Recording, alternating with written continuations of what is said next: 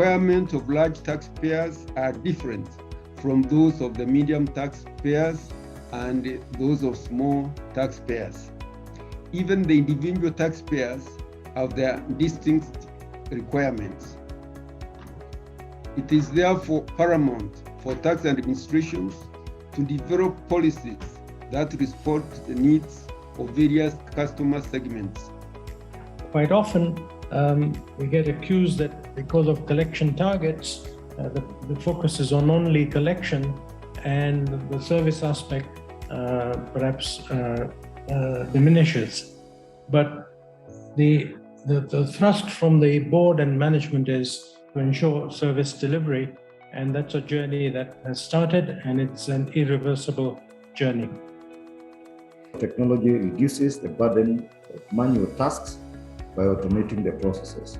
KRA continues to leverage on technology to improve speed and accuracy in its tax services. For example, the iTax system has integrated almost all processes, making it convenient for taxpayers to access services while enhancing KRA's efficiency. It is important that we look at it from all angles, that it is not just for the sake of the tax administration, but more importantly, for the benefit of our taxpayers as we simplify our processes, as we try to make tax compliance easy.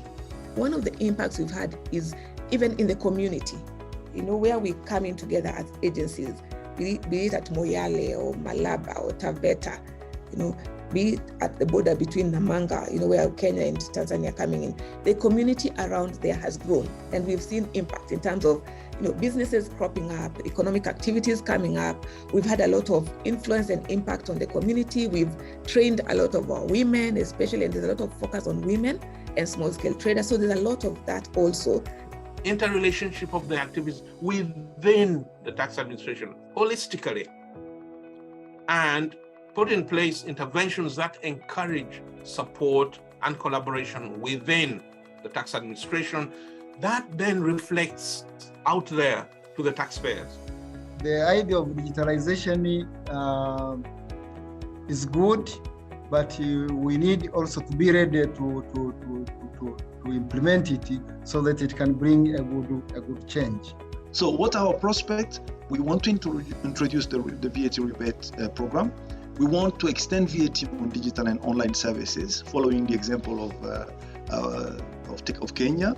So we are currently very much engaged with IATAF on a study to see what would be the impact of such a move on policy side. We are seeing the adoption of cloud technology.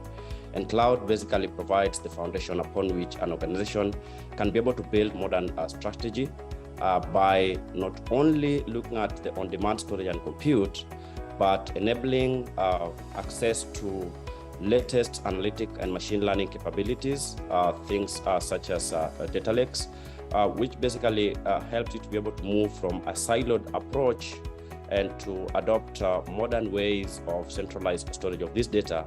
The key deliverable of BI is to help us to inform decisions.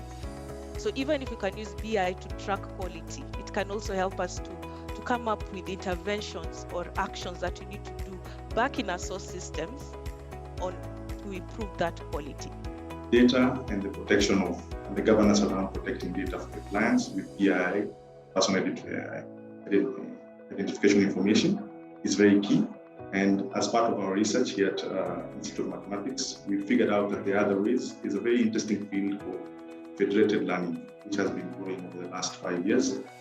How much does it cost to produce a product and where? What type of policy should we advance? And that's where this link between private sector and government, because private sector tends to have the information that is needed for government to pass the types of policy that would help them capture a better market. The day we have, as Peter mentioned, a grower of bananas somewhere in central Kenya or of maize somewhere in eastern Kenya, who is able to know that there's a market for their maize in Ghana, then we know we have arrived.